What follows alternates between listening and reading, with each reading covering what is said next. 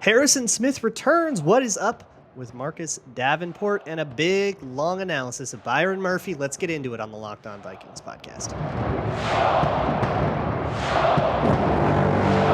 You like that on 3, 1, 2, 3. You like it! You are Locked On Vikings, your daily Minnesota Vikings podcast. Part of the Locked On Podcast Network. Your team every day. Hello, everybody. Welcome to the Locked On Vikings podcast, part of the Locked On Podcast Network, your team every day. As always, I'm your host, your pal, and the kid you copied off in math class. My name is Luke Braun. You can find me on Twitter at Luke Braun NFL. The show is on Twitter at Locked On Vikings. Thank you so much for making Locked On Vikings your first listen of the day each and every day. You can find this show wherever you find your podcasts, including YouTube and Amazon Fire and Roku. Just download the Locked On Minnesota Sports app. This episode of Locked On Vikings podcast is brought to you by the all-new, all-electric 2013 Nissan Ariya. The Nissan Ariya, the EV for people who love to drive. Learn more at nissanusa.com. Today, most of the show is going to be Byron Murphy. I wanted this to be a Byron Murphy analysis episode. There are a couple of quick news things to get to. The first of which is that Harrison Smith is back. Look, there's not a lot to say about this that hasn't already been said. I've kind of talked about what it means for him in the Brian Flores defense. He only blitzed like 12 times last year, and I think he might cross that by the end of the first week with Brian Flores. Not blitzing Harrison Smith was one of the greatest sins of the last staff, and I think it sort of caused him to have, I guess, some kind of down year. And if you want to call it that, but not like that was his fault, right? Like he's just doing what the coaches ask. So I'm really excited to have him back and pair him with Brian Flores. I thought he was the singular person from this defense that stood to improve the most just by the change in scheme that Flores brings. So that's very exciting. He takes an $8 million salary with $2 million in incentives. We don't know what those incentives are, but that represents a $6 and change or closer to $7 million pay cut. His base salary gets cut a little bit less than in half. So that's a pretty substantial pay cut, and it's also about as low as one could have gotten reasonably with the structure of that contract before it started to just like not even make sense to ask about. So there's that. There's also Marcus Davenport, who has not finished signing his contract yet. Everybody freaked out that he is still hammering out the details of his contract. That's why he wasn't introduced in a press conference with Josh Oliver and Byron Murphy, who both went up in front of the media on Thursday. Don't freak out about that. That's not that weird. Until we hear another piece of information that like, hey, the contract's actually on the ropes. There's something that they actually don't like. That's just, there might just be something that's hanging it up. I would imagine it's a 1-year, $13 million deal on a high-risk player. I would imagine there is something incentive-related that is the holdup here that they're just staring at each other over. Also, if you calculate everything the Vikings have done and you make a couple guesses about like what the pay cuts are that we don't know about and some of the contract details we don't know about, the Vikings are sitting somewhere in the $6 to $7 million in cap space range after Harrison Smith took his pay cut. And that, of course, does not pay for the entirety of a $13 million 1-year deal. Now, I would be pretty surprised if that contract was structured such that the Vikings have to take a $13 million cap hit in 1 year. I would imagine some of it is put into not likely to be earned incentives, which only hit your cap if that player hits that incentive. And if they do, that cap credit will happen next year, or that cap penalty will happen next year. Or just, void year stuff if you really wanted to go that way too. There are definitely a lot of tools at the Vikings' disposal to make it so that they don't have to pay $13 million 1 year. And I think that would be wise of them to do, considering how much cap space they have in 2024. They're sitting at $85 million right now in cap space. And that is after accounting for $28 million dead from Kirk Cousins and a bunch of dead money now from Harrison Smith, who voided out the rest of his contract. And now he will be a free agent next year and come with a whole bunch of dead cap, just like Kirk Cousins. He'll come with like almost $8 million in dead cap, assuming no extension is like renegotiated, which I would find unlikely, but never say never. So they've got a lot of money in 2024. I would be surprised to hear that they aren't using any of it to get Marcus Davenport secured. But we just have to wait and see what the deal is with that. A lot of times that kind of thing happens and then it's resolved in 48 hours. And it turned out that there was some weird thing with offset language that they were making a big stink about and they all had to kind of renegotiate real quick. But hey, could be a Zadarius Smith in Baltimore situation too. We don't really know anything about it. And anybody who's making any assumptions is just kind of selling you snake oil. So with that said, let's move on to Byron Murphy. And the first thing I want to do with Byron Murphy is I want to get Alex Clancy from Locked On Cards in here to give me the lowdown on him generally, and then we'll go into film study and some of the other stuff that I researched a little bit harder. All right, we are now going to Alex Clancy of Locked On Cards at Clancy's Corner on Twitter to tell me a little bit about Byron Murphy. I guess, firstly, give me the lowdown on Byron Murphy on field as a player. Is he zone corner, man corner? I know that this kind of gets confusing. Yeah, so the idea when they drafted him was that they figured he'd play inside with the potential to become a CB1, true bona fide outside corner. What kind of threw that in flux his rookie year was Patrick Peterson testing positive for PEDs, which left Byron Murphy to be CB1 de facto his rookie season. He had a terrible year statistically, and it was kind of like, did the Cardinals miss drafting him atop the second round? And then, he incrementally got better. Okay, he can play both. I think he's better in man, and when he's healthy, especially the last 2 seasons, he put together a Pro Bowl year. Just unfortunately, it was the first half of 2021 and the first half of 2022. Split up. Yeah. So did he shadow? Because I know there's a whole thing about him on Devontae Adams week 2 and a whole bunch of that stuff. Is that real? Did he really shadow Adams, or is that one of those things where they didn't match up as much and we just kind of give him credit because he's the corner? No, I think that they did, and he shadowed DK Metcalf, even though the Cardinals lost that game. Like, if you want to go back and look, like the first 5 or 6 games the Cardinals played were against bona fide wide receiver ones. And I will throw out week 1 against Kansas City. The Cardinals just forgot they had a football game, I think. So everybody played poorly in week 1. But all in all, Byron Murphy was a CB1 on track to be fringe all-pro if he didn't get hurt. And, he got hurt, back issues. And I feel like that is going to be the cloud over all of this, probably contractually why he only got 2 years. Mm-hmm. And the sticker price wasn't necessarily what people thought it could potentially be. And it's the real price is even lower than that. The contract structure is insane. But I'll explain that and not use your time to do it. I do want to ask about that back injury though. What is the nature of that back? Do you know any specifics about it? All I know is that he had some nebulous back issue. They kind of thought maybe he would come back for a few weeks. And then I think by like week 13, the writing was on the wall for the season and they went and shut him down. Is that the assess? Do you know any more than that? It's a grade 2 lower lumbar strain. So we both are well equipped in the medical field to know exactly what that means. But that was the actual diagnosis, and those are words I can Google though. That's yeah, absolutely. No, it was a back injury, but the thing is, Luke Braun, I don't know if the Cardinals were in contention if he would have played the last 5 or 6. I don't know. That's one thing that is like, you hope that everybody plays when they're healthy. You hope, but it's like, I don't know. And hopefully, what we saw, at least through Hard Knocks and everything like that, he could have played, in my estimation, the last handful of games of the season. I just feel like at that point, it was just like, for what? I guess, the competitive spirit, but like, with so much impact going into free agency for him and for the team, maybe it was just like a, get better fully, and we'll talk about this when the season ends. And he ends up in Minnesota. It's all very interesting. Is there anything else that I need to know about Byron Murphy? I get he can play inside, outside. He can play a little man and play a little zone. We don't really know what's up with that back injury. It feels like, is that the complete picture? I feel like I'm missing something. What the Cardinals were missing was talent in the cornerback room during the entirety of his stay here.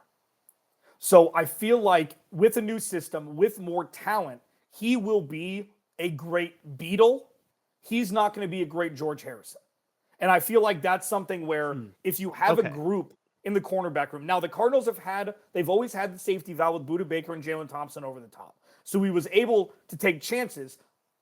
Didn't work out so well always, like the first play of the game against Minnesota 2 years ago, where he got burned for a 75-yard touchdown catch. Kind of fell down, kind of got burned. Bust. Yeah. So I feel like as one of 4, one of 5, he could be great.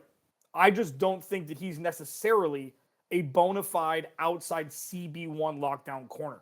He's shown flashes. I just don't know with sustainability, both injury and on the field play, that would necessarily be the case. And I think it's a fantastic contract for Minnesota.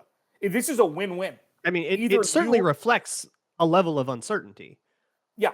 And I feel like, and it's interesting, like, I don't know if he talked to Patrick Peterson and say, hey, it's a great organization, go there. Like, it's a weird, like, 1-2, he leaves, Byron Murphy takes over. I don't know if it's circumstantial or coincidental, but I feel like what you do have, a good locker room guy, got a great head on his shoulders, is a good football player, and when he's not injured over the last 2 seasons, he's shown flashes of an elite level of play.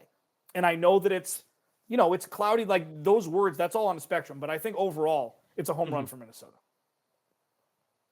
Well, I sure love to hear that. You can all check out, and I strongly recommend Locked On Cards, especially when bad things happen to the Cardinals. It's fantastic.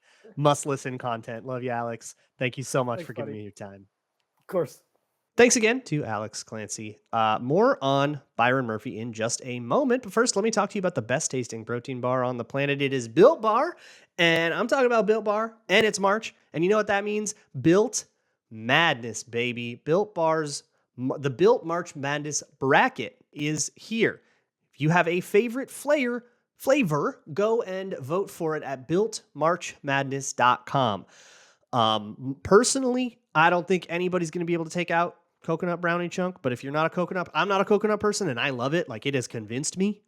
It's absolutely fantastic. The brownie chunk ones, I think, are the elites. Those are the 1 seeds. But if you have a favorite flavor you want to go win, go to builtmarchmadness.com. And it's not just a fun little bracket. If you vote for your favorite bar or puff, you will be entered into a drawing where 50 lucky Locked On listeners will get a free box of Built, and 1 Locked On fan gets a 12-month subscription to Built, so you can have Built's best bars or puffs delivered monthly right to your door. You got to try this delicious protein bar covered in 100% chocolate that is low calorie, low sugar, high protein, low in fat. Absolutely fantastic stuff. Run on over to builtmarchmadness.com right now. Vote for your favorite and see if you can't get a little bit lucky. Builtmarchmadness.com. Thanks so much for making Locked On Vikings your first listen of the day. For your second thing that you consume, go to patreon.com/LukeBraunNFL. Maybe check out the history doc. It is the 7-part history of the entire Minnesota Vikings. Everything from Sid Hartman trying to tell Walter Wolfner that maybe there should be football in Minnesota, all the way up through the 2021 season. Came out at the start of last year. So go check that out. It's 7 hours in total, like a whole season of TV. So go check it out. Let's move on, though, to Byron Murphy and the actual tape evaluation of him. And I guess I wanted to start with the injury.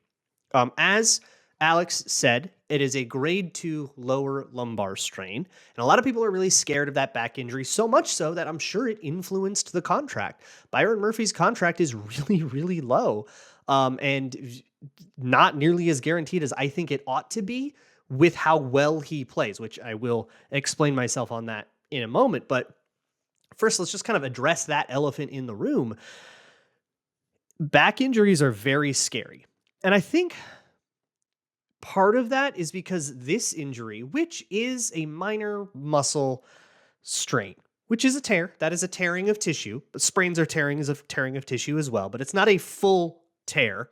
It's not even a 50% tear. I think it's 11 up to 50 is the grade 2 part of it, which means it's more than like a minor thing that maybe is a little sore, but it's not so much that it didn't require surgery, and Byron Murphy confirmed that on the podium on Thursday.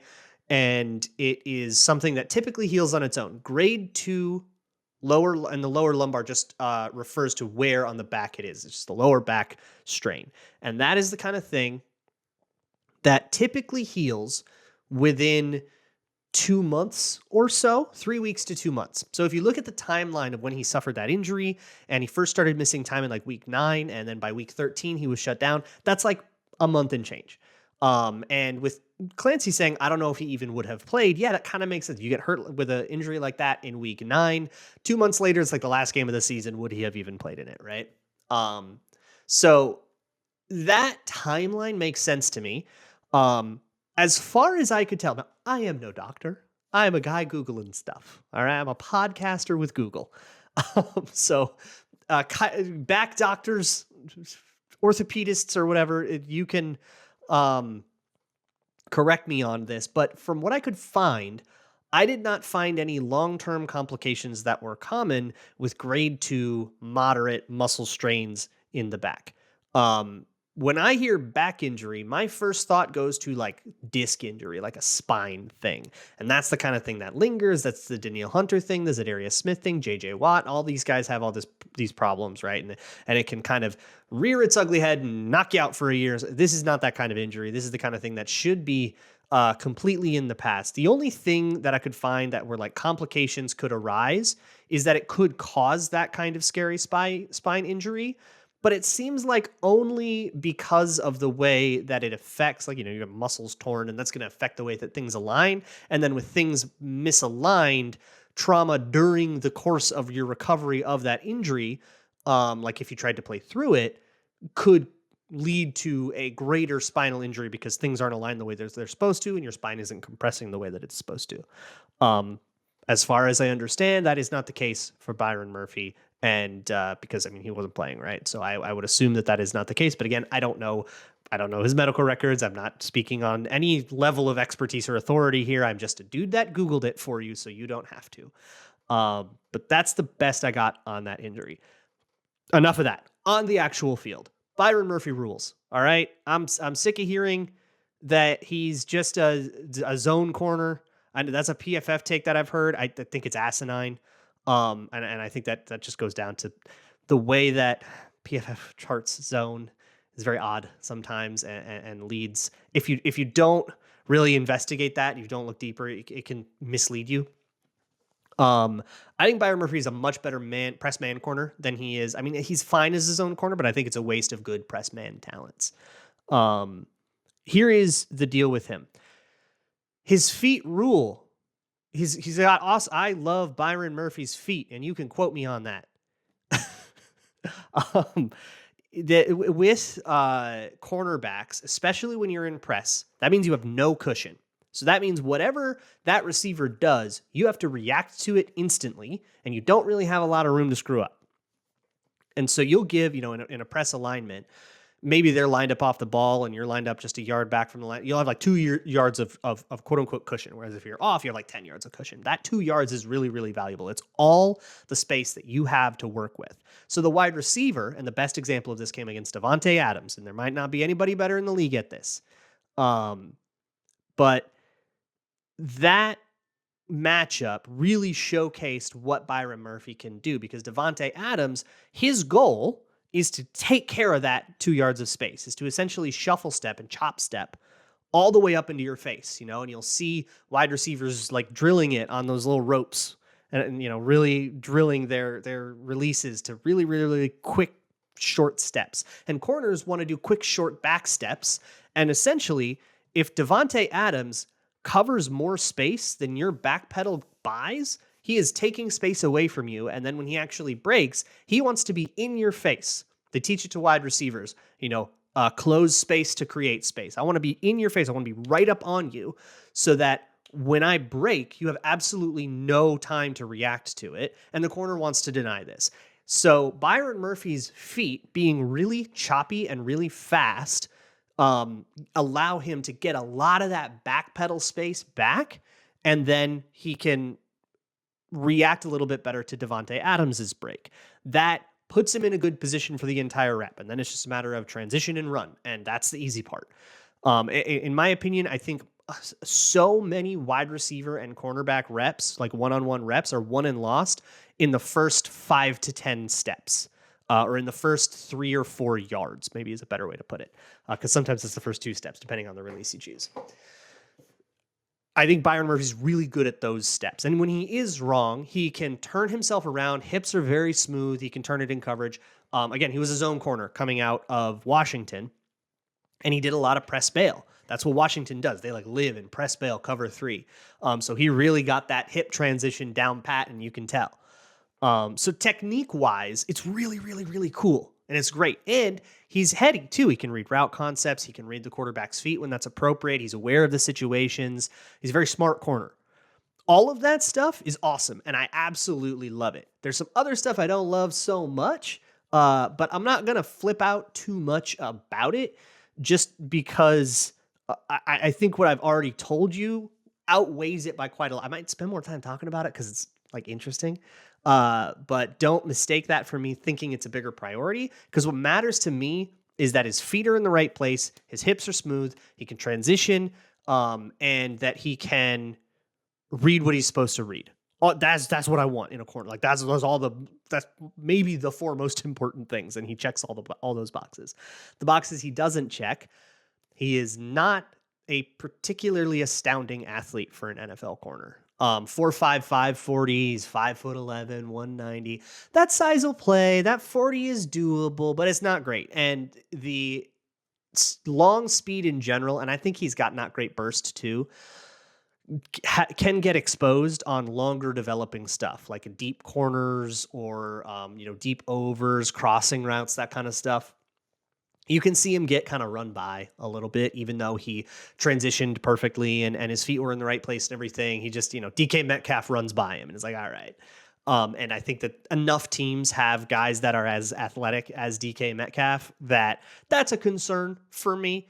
But again, as a corner, if you're going up against a burner, right? If you're going up against Christian Watson, Jamison Williams, there's a couple in our division, right? Real fast guys.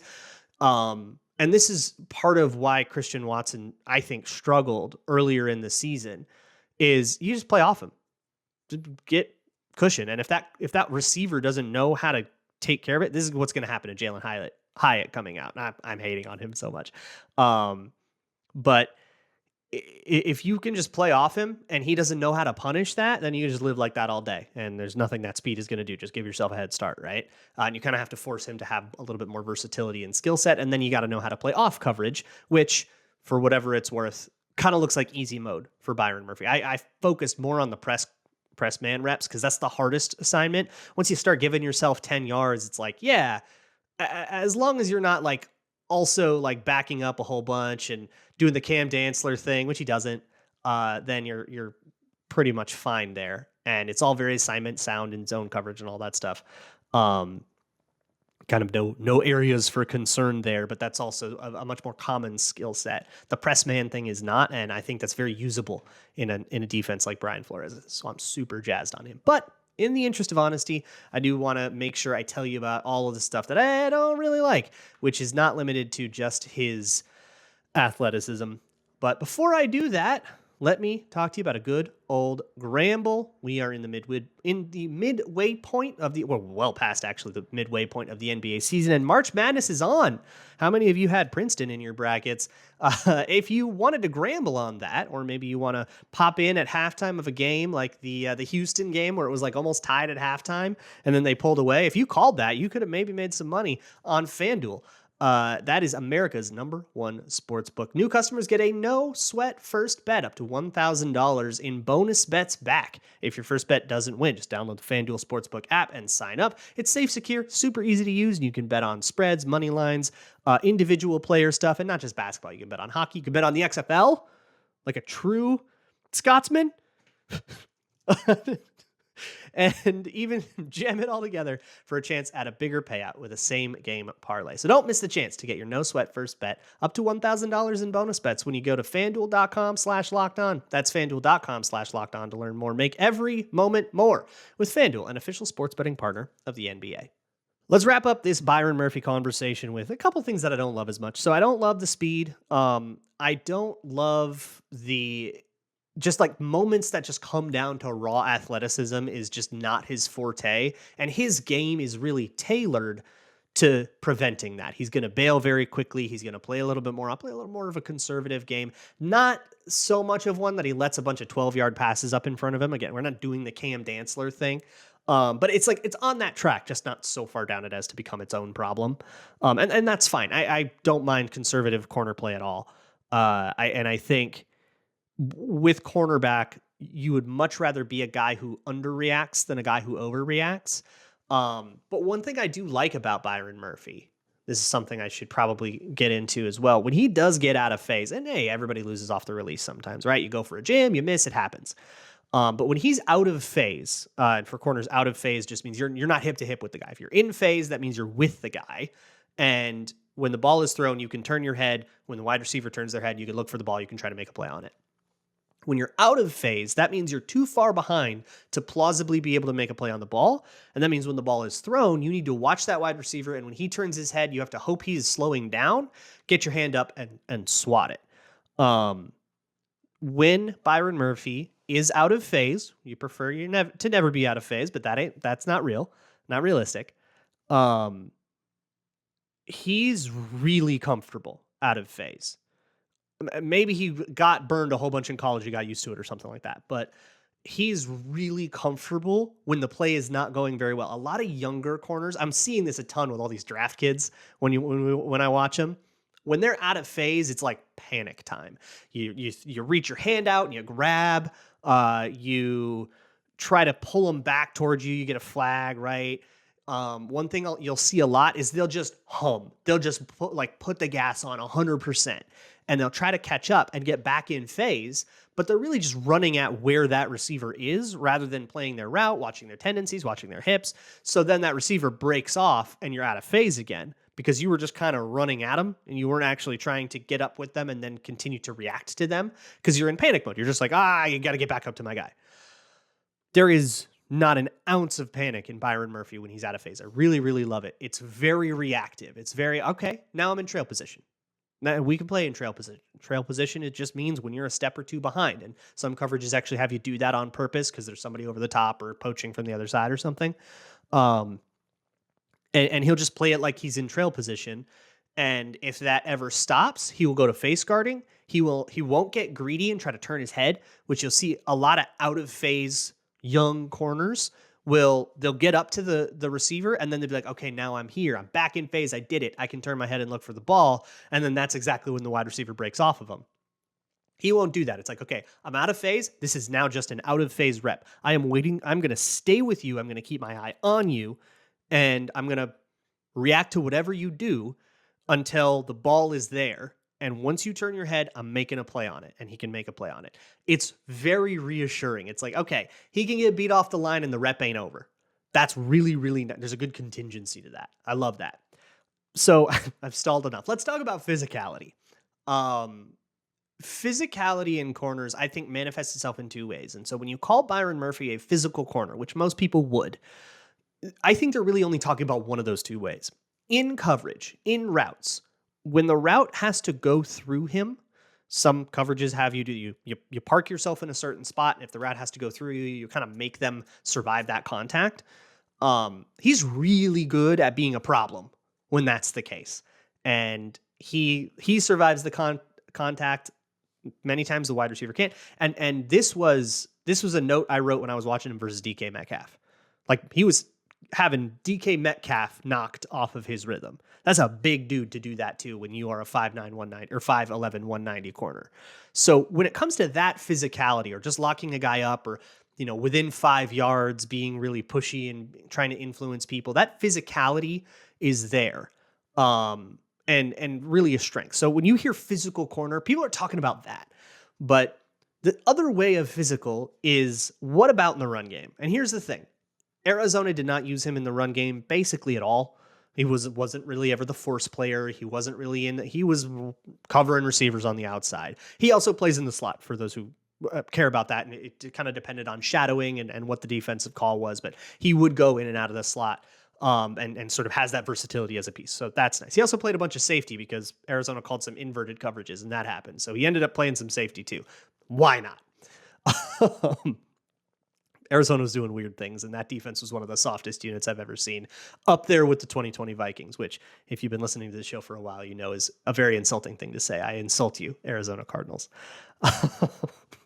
But Byron Murphy was not really part of that run defense. And when it was like a bubble screen or something, jet sweep or something where the corner did have to be involved, way too often he would shy away from contact. He really looked like a dude who just didn't want to smoke. I'm sure that that's mega unfair. But from what I saw, as soon as another teammate was on the ball carrier, he would let up. And that's kind of hanging that teammate out to dry, because now he has to make the tackle all on his own, when he might even be making the tackle in taking an angle to that tackle that sort of relies on the fact that you have a teammate right there. Like, that happens, right? When he is tackling, he is way too often an ankle diver, to the point where he has been hurdled, and that is not great. And I've seen him go and like try to light a dude up, and it's great when it happens. I want to see him do it more. There was one against Geno Smith where he had Geno Smith one-on-one in open space as a runner. Geno Smith had broken the pocket, was past the line of scrimmage. That dude was a runner, and he was standing straight up. And Byron Murphy kind of just went for a little shoulder tap and sort of let it up, like he was trying not to get flagged. There is just this lack of physicality when actually tackling ball carriers that on any member of an NFL defense bothers the absolute heck out of me. Now, you might be screaming right now at your device or TV or whatever you're watching on or listening on. Hey, who cares about the run game? He's a corner. And yeah, totally. You're right. This is absolutely not a higher priority thing than the stuff I already mentioned. But it is sure is bothersome. And by signing Byron Murphy, the Vikings do have to kind of commit to a style of run defense that does not utilize the corner. And if Byron Murphy starts making plays as the force, starts, running in, blowing up blockers, making big tackles, I'll happily eat my words. And maybe that's just the way Arizona coached it.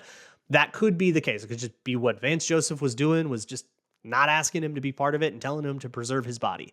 Sure, I'm totally willing to be proven wrong on that. But all I can do, all I got is the tape, right? All I know is what I saw and what's out there. And what was out there was not a corner with that dog in him in the run game and in after catch ball carrier tackle situations. On the route, all kinds of dog in him, right? Actually covering, all kinds of dog in him. Tons of finesse, technique, polish, all of that great stuff all over him. Absolutely love it. Just if we're pointing out weaknesses, there's a physicality that was not there in certain cases. And then there is just sort of a general lack of top end athleticism that I think will always put a ceiling on the kind of corner he can be. He's never going to be a top 5 corner because he just isn't quite fast enough to not get burned by those burners sometimes. But that kind of thing, he plays smart and tactically enough where that kind of thing is going to be limited. You're not going to get him in that position often enough because he knows who he is and he knows how he has to play. And that's all okay. All of it adds up to a corner I'm really, really excited about. A guy who can shadow superstars. There's your CB1. I firmly believe he can be a CB1 for the Vikings, and now we're looking for CB2 or somebody to compete for that role with Caleb Evans or Andrew Booth, or I don't know however you feel about those guys. He can play slot if he has to, but I think relegating him to slot only would be sort of weird because he can play all over the field. Why wouldn't you put him all over the field? I'm just really excited about Byron Murphy, man. Pretty sick stuff. Next week, I'm sure we'll have news to talk about or whatever. So we'll just kind of keep that going. We'll get into mock draft stuff. We'll get deeper into draft stuff here as these weeks go onward. But for now, we're just kind of taking the news one day as it comes. So come hang out. Hang out with me on Patreon, patreon.com/LukeBraunNFL. Listen to this show wherever you find your favorite podcasts, including YouTube. Come watch. And as always, Skull.